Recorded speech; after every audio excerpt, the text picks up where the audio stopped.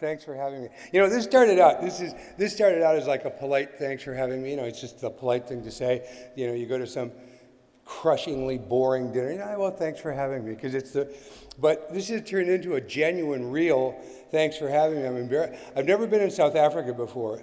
I'm embarrassed to say it. My wife and I came about 8 days before this started, and toured around. And I have to tell you, if you live here, you are so lucky.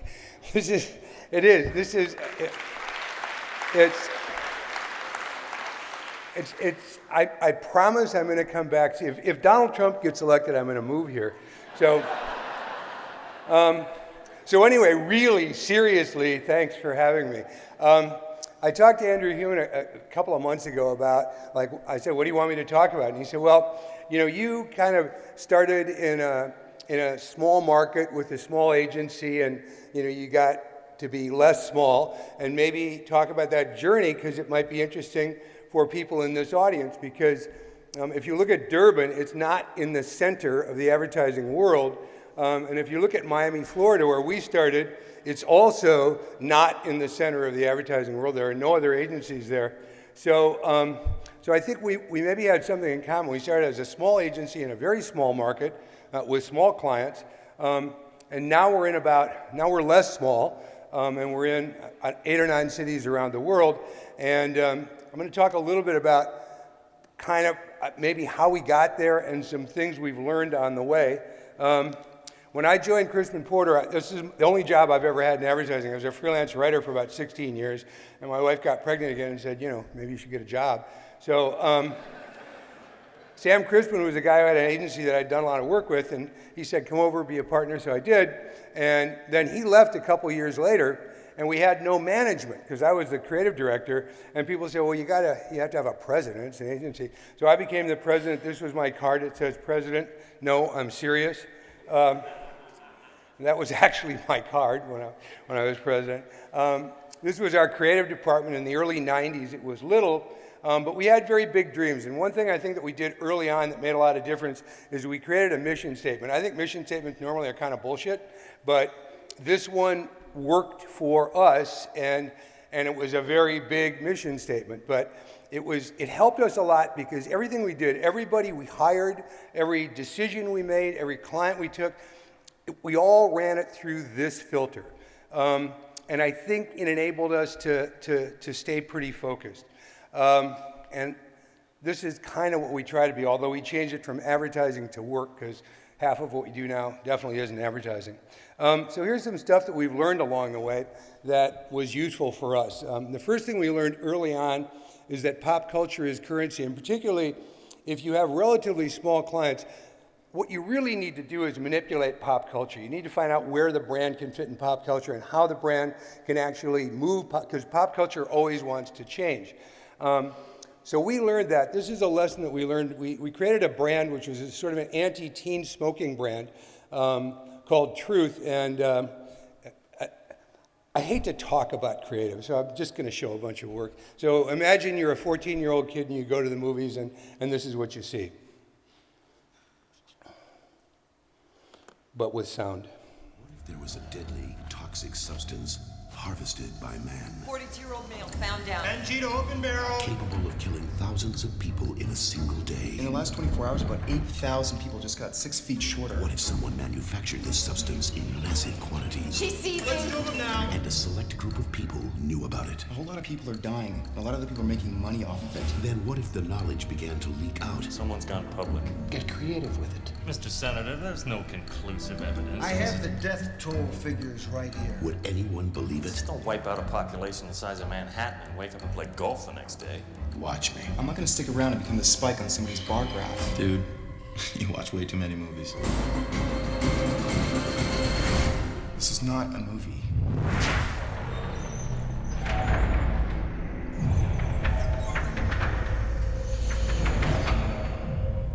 So we ran that in movie theaters in America, and an amazing thing happened. Tens of thousands of kids would go to the ticket office and say, when does that movie start? Because, you know, for kids, movies are part of their cultural currency. They have to know about it. So we learned early on to mess with pop culture. And we still try and do that a lot. Another thing that we learned early on is to not make long-term plans.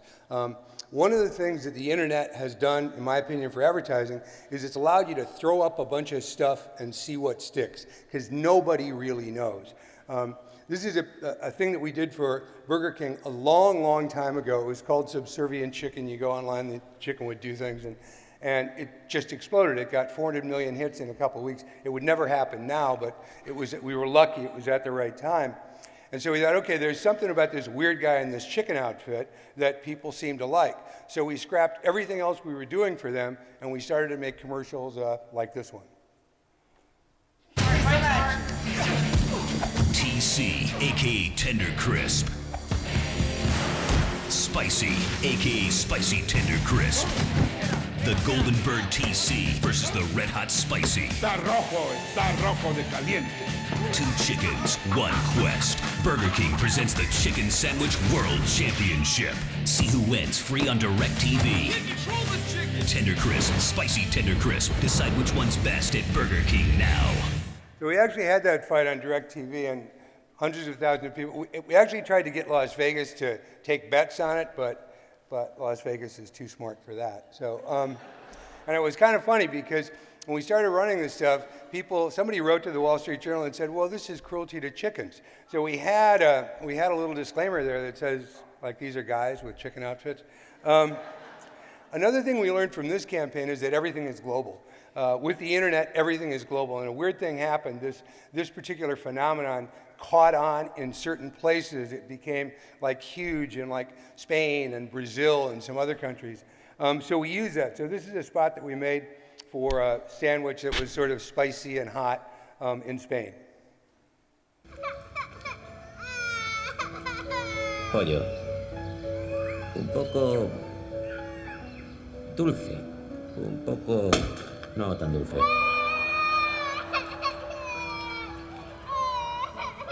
El nuevo Tender Crisp con salsa de mostaza y miel de Burger King. Carne 100% pechuga de pollo. That was sell copy in Spanish. Another thing we learned because we had small clients is don't feed the gorilla. It's an interesting thing with smaller brands. They tend to want to emulate what the category leader is doing, which is the exact wrong thing to do because everyone thinks it's a category leader. So we've tried very, very hard to sort of counter-program against that. When we introduced Mini Cooper to the US, one of our filters was if one of the big car companies would do it, we won't. So big car companies, they buy sporting events in the US, baseball games and football games, they buy time. So we said, okay, it's a good audience, but we're not going to buy commercials. What we did is we bought boxes at games, and we put a Mini in it. This was at a Monday night football game, which is very big in the US. We put the Mini in the box. It got over 60 seconds of airtime, which is worth close to $2 million, so the client liked us. And the Rams won. Another thing we did, typically cars, when they're introducing a new model, they do outdoor, because outdoor is great for cars because people are driving. So instead of doing outdoor, we put Minis, and this is before people had ever seen Minis, pre-intro, on top of SUVs, and it says, what are you doing for fun this weekend? And we drove them through metropolitan areas in the US, in LA and New York and Miami and so forth. And it was interesting because Mini is owned by BMW, so we went to Munich, and we were talking to the marketing guys in Munich, and we said, hey, we want to do this, and they're German, right? So they're like, so how do we measure this? And we said, we don't know how to measure it, but we think it's cool. So what they did is they sent some of the BMW marketing guys with us on these rides, and they came to Las Vegas, and they went to LA, and they went back to Munich, and they said, okay, we still don't know how to measure this. What we know is this. Every time we stopped at a stoplight or at a shopping mall or whatever, every time we stopped, people took pictures of us. No one ever took pictures of our outdoor before. So maybe they became believers. We did another thing that we put in shopping malls. It was a Mini fun ride, $16,100, quarters only. A guy in Orange County, California, bought one with quarters only, so it got a lot of news. This is a spot, but I'm not going to show it. How did you? I never really liked it anyway. Plus, also, I'm going to be long, you know. Another thing that I think that we sort of got informed early on is that everything can be interactive. We tried very, very hard to use traditional media in untraditional ways. And we had a beer called Molson, which is relatively small. It's a big brand in Canada, relatively small in the US. And they said, well, we want to do TV. And we said, okay, for every commercial you run, Budweiser is going to run 370. So do you really want to play in that game? So we came up with another plan for them. Their audience is young men, like all beer. So what we did is we ran this ad in Cosmopolitan magazine. It's the worst ad we've ever done, worst ad anyone's ever done. It says, you know, his address is the intersection of confidence and compassion, and his beer is Molson. And then in men's magazines, we ran this ad, which says hundreds of women pre-programmed for your convenience. And we did all this psychobabble science that said, they're going to see this ad in Cosmo, and when they see you drinking a Molson, they're going to be like, da-da-da. And it was kind of interesting because people were sending for reprints of this. People said, we want. So we thought, okay, there's something here. So we went to these men's magazines and said, we want to buy the back cover. So we bought some back covers. This is the first one we did. It's called Trust Fund Magazine, for those about to inherit millions. And then the inside of the back cover, we gave the guy instructions. Take this magazine to the bar, put it on the bar. If you bring a girl home, put it on the coffee table. And an amazing thing happened with this, which is they sold out of the newsstands. These whatever Playboy and the men, they sold out of the newsstands. So we're like, okay, this works. So we did another one, which is called Aspiring Groom. It says, is she the one? I mean, the articles, like one article is, bachelor party, the drunken orgy you just don't need. And another article is, why your stuff has to go. And this is the last one we did. It's called Animal Rescuer. So I think we learned from that you can play with interactive in a lot of different ways. Also, I think we learned that what you do for clients, what they do is more important than what they say.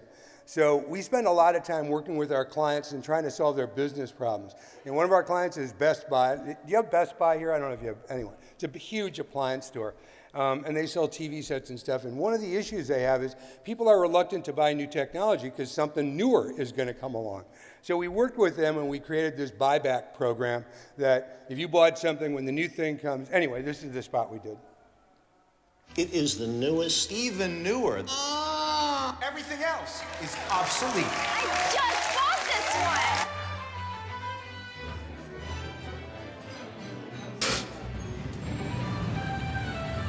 What the?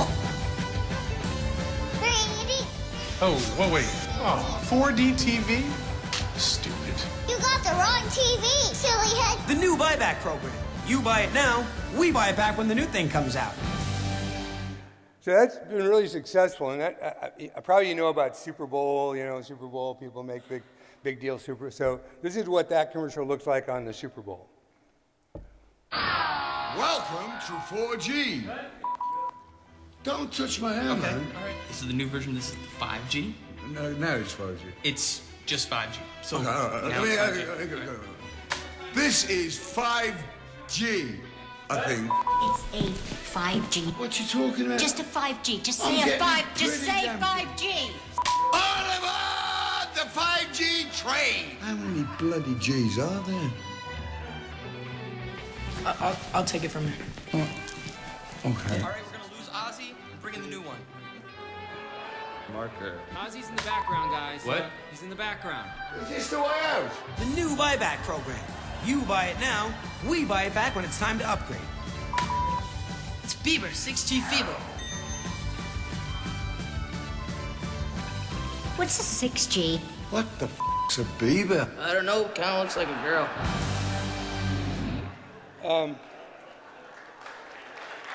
Oh, thanks. I always like that spot. I'm not going to show this. It's a Volkswagen spot. It just gives me the feeling like she's not like listening.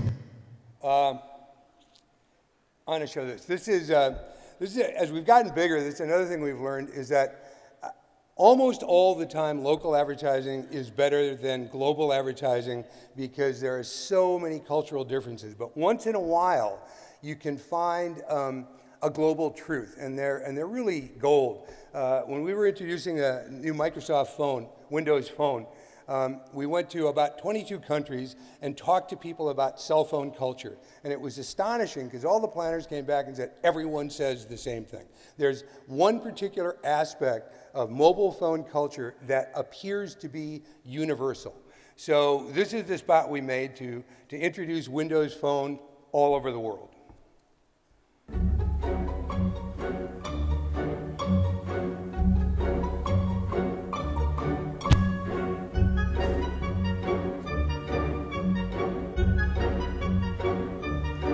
Really?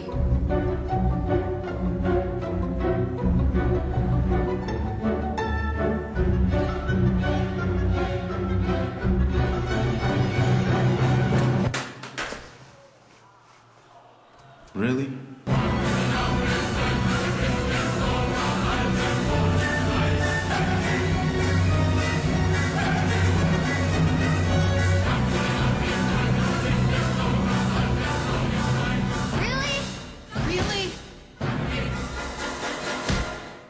It's time for a phone to save us from our phones.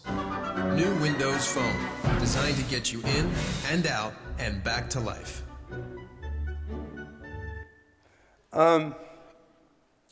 Another thing we believe in is cheating. I mean, when you're small, you have to take every break you can get. When we introduced Mini, in the US, there's a thing called direct response TV, and it's very inexpensive compared to regular broadcast TV, but you have to have something to sell. You have to have like a toll-free number or a website where people can go and buy something. So we said, okay, Mini ought to be here because there's no cars here. But we have to figure out something to sell because you can't sell Minis online. So we made this. It's happening all around the globe. People getting tricked by counterfeit brand name merchandise, premium watches, sunglasses, and you won't believe what else is being knocked off. Mini Coopers. That's why you need this important DVD from the Counterfeit Commission. You'll get a crash course on how to spot a fake. You'll hear from humiliated victims. I thought a Mini Cooper for $1,200. What's motor, right? Wrong. We'll even take you overseas and show you how they duplicate Mini's signature look. You just paint the roof, slap on some bonnet stripes, boom, boom, no one can tell the difference. Until they try to park it, drive it, or turn it. Don't be fooled by imitations. Be certain your Mini is genuine. To order counterfeit Mini Coopers, visit counterfeitmini.org or send a self-addressed stamped envelope to the Counterfeit Commission. So more than 9,000 people bought that, and I have no idea who they are. Another thing that we've believed from the start is that it's hard to research yourself to glory. Research is sort of rearing its head again because marketers want data, they want analytics. We believe in analytics. We carefully measure everything that we do, hit rates and viewership and everything else, because it's important, because otherwise you don't know if you're winning or not. But no focus group has ever written a good story. Focus groups are the death of creative. I don't know if that's everyone saying you're wrong. Or I didn't say this. A Hollywood director said this. He said, ask 10 people to agree on ice cream and you'll always get vanilla, which is true. And I want to show you a spot that tested horribly. It's a commercial we made a few years back, and the testing was terrible, and we pleaded with the client. We said, run this, and people will like it. And people did like it, and it won a Grand Prix at Cannes.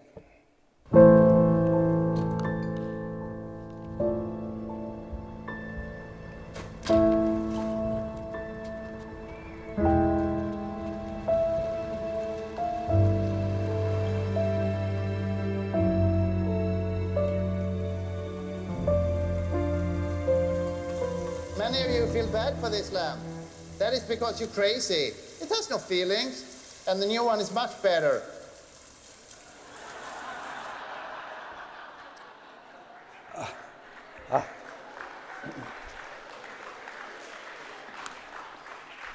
Everybody's trying to figure out new media, and everybody's trying to figure out social. And what people have figured out so far when it comes to social is if you go online, if you Google chair, you are going to get 1 million emails that say, do you want to buy a chair? Chair is 10% off. We have chairs.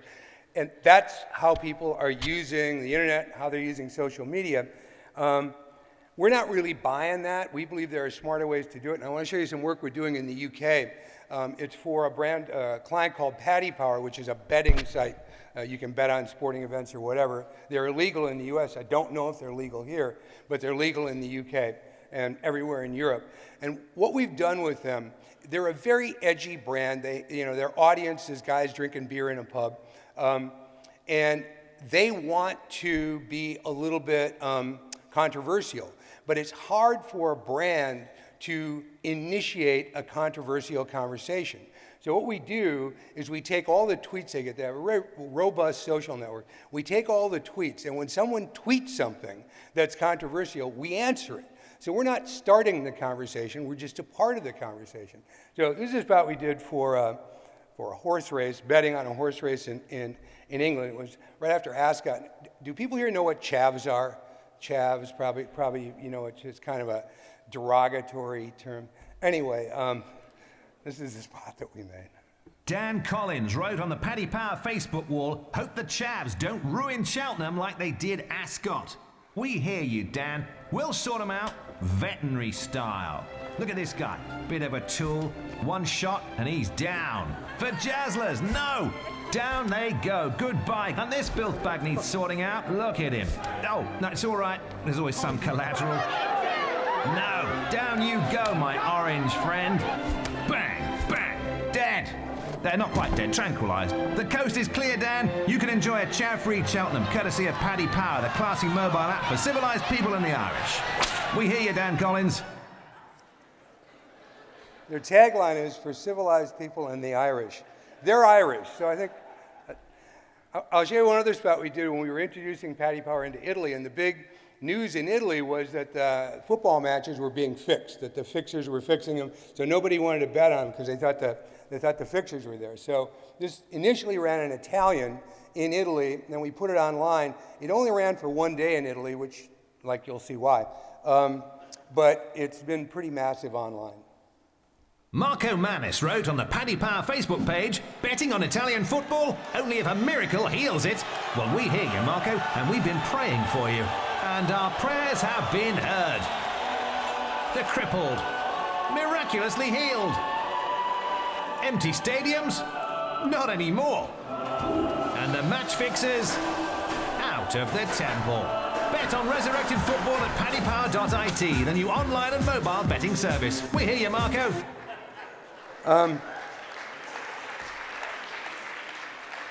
That got pulled.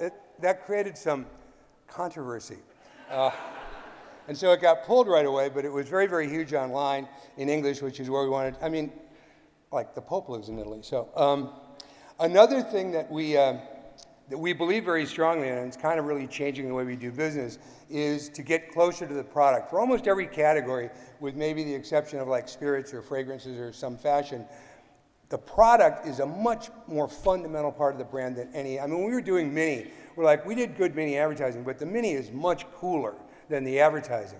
So we tried to get closer and closer to the product. And with Burger King, they were, in the US, almost half their business is people driving through and they eat at least some of the food in the car. So we were talking with Burger King about, what can we do to maybe create a new product that people can eat in their cars. So a couple of art directors from our place sat with their people in a test kitchen and they created a new product. And since it was about driving and eating, we partnered with NASCAR, which is the big racing organization in the US, to introduce it. And this is what it looked like. Back in the early days, they used to hand me the whole chicken on a pole. You see how we put this chicken on that pole? They'd run that car in there, just stick that chicken right in there in your face. Then they came up with a drumstick. You get the grease all over your hands, it goes right to the steering wheel. Well, then they incorporated the chicken sandwich. And, that didn't work out at all. Now they've got the chicken fries. All white meat, streamlined for high-speed consumption. You gotta feed the need for chicken fries. And this kind of got us into the idea of, we can make these products, and particularly after the financial collapse of '08, everybody here knows the economics of this business changed a little bit and it became harder to make money. So we began to think about creating our own brands that we would own. And this was about 7 years ago, we created a brand development group in the agency, and they've been working their fingers to the bone. They've lost an enormous amount of money. The only good thing about being big is that we have resources to invest in this. Big, I think otherwise big is bad. I think the ideal formula for our agency is 212-person offices, which is, but we're not, anyway. Being bigger, we can invest in this, and we have for a long, long time, and we're finally getting some success. This is a bicycle sharing program. It's amazing. Every place in the world, they have these bicycle sharing programs, Boris bikes in London and everything. There were none in the US. So we partnered with a bicycle company, and we partnered with a healthcare company because they like this kind of imagery. And we created B-Cycle, and we thought it would be a little thing that would be, in Boulder, Colorado, and maybe in Miami Beach, Florida. And we created the whole ecosystem for it, and now it's in, 31 or 37 cities. What we learned from this is that when they do rounds of funding, you own less and less and less of a company. So that was a good lesson to learn. But we own a little bit of this company. We're also doing some retail. This is a thing called Green Garage, which is a real eco-friendly automotive service place. It's in Colorado and California. I think we only did this so we could make T-shirts that said peace and auto grease. And an interesting thing happened about 3 years ago. A guy that we work with periodically, a venture capital guy, came to us and said, I know somebody who's got hundreds of barrels of this really excellent whiskey, been aged in port wine barrels. We can do a deal with him and we can create the brand. So we created the brand. We called it Angel's Envy. We did a bunch of ads because we do ads. None of them ever ran. What we did do is we created a sort of a community thing. We created a brand book for it. We found a famous distiller who put his name on it. We did brand extensions like real brands do. We got a lot of PR for this. It got written up everywhere. It happened to be a really good product. We were lucky in that.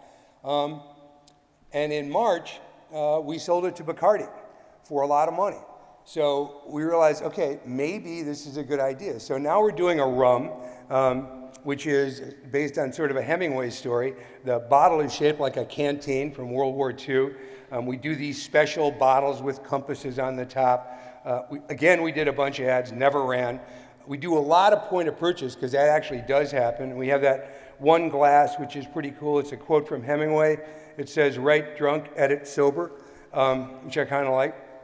But this is maybe the coolest thing we've done. We created a reproduction of the typewriter that Hemingway used to write his novels, and we put it in select bars in big markets like New York and Chicago and Miami, and it's a tweet writer.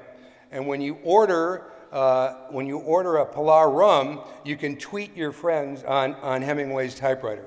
So that's been kind of interesting. We're working on a couple of other things. We're doing a surfwear brand called Knoll. We're doing an Italian sort of mountain clothing brand called Dolomite. And all of this is kind of interesting, and it kind of goes back to something that we have been doing since the very first beginning of the agency, which is we never start with advertising. We start with an idea to make a brand famous. And sometimes it ends up being advertising, a lot of times it does, but a lot of times it doesn't. This is a thing that we did for Domino's. Domino's has been our client forever. We spend millions of dollars on TV for Domino's, but we came up with this thing that goes on the bottom of your computer screen if you have a smart TV, and it tracks when your pizza is going to get there. Like it went in the oven, okay, it's in the car now, okay, it's on the way. We just did this as a sort of a novelty thing. It cost a couple of grand. And people embraced it. People would put their kids in front of the TV and say, tell us when it's almost, and they'd watch it, they'd sit and watch it. And this idea, I think this demonstrates that this revolution isn't about writers and designers. This idea came from IT. The IT guys at our place came to us and said, Domino's has all this data. They know the name of the person who's making your pizza. They know what time it goes in the oven. They know who's going to drive it to your house. They have all this data. Could you guys use that? We were like, whoa, that's cool. So that's where it came from. So we try and keep our minds open. We've done a couple different ones of them. And what we've done with Domino's is we've really helped Domino's make, I think, a much, much stronger connection to their audience than they ever had before. We created this game, which you can play on your iPad or your phone. It's a make a pizza game, and you pick the ingredients and you put it on the pizza. And if you do it well enough, in a quick enough time, we'll hire you. And we've actually hired 60 or 70 people from playing this game. We've created, wherever you are, whatever you're doing, it's real easy to order a Domino's pizza. It's in Ford Sync. If you have a Samsung Smart TV, you push one button. It's on smartwatches. We have an app for smartwatches. I'm not talking a lot about apps because I don't think anyone really gives a shit, but these are apps.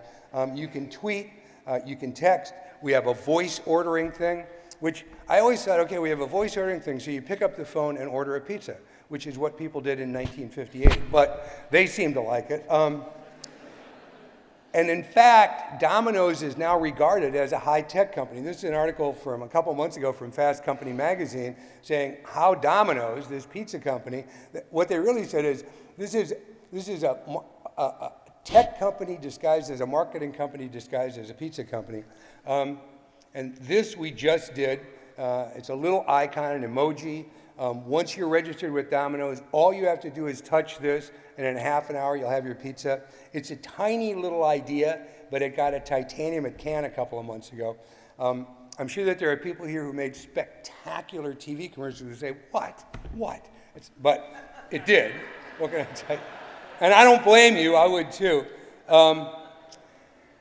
And what's really happened, I think, as a part of our engagement with Domino's from the top down in terms of how they do business, is since we started working with them, their stock price has gone from $2.80 to $118. So they just think we're great. And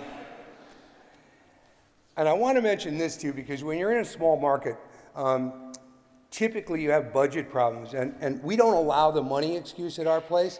And when kids say, oh, we don't have enough money, I show them this. This is a spot we made way long ago. So long ago that not only did I write the stuff and direct it, I actually did the voiceover because we couldn't afford voiceovers. And this was for a little men's store in Miami. This is the spot. Okay, first you've got to get a nice suit. The suit is very important because that's how you get her to notice you. Then once you've got her attention, make your move. Subtlety is the key here. So that got a line at Cannes. We didn't know where Cannes was. We were like, is that in Mexico? It got a line at Cannes, and we're really proud of that because I think the line costs more than the commercial.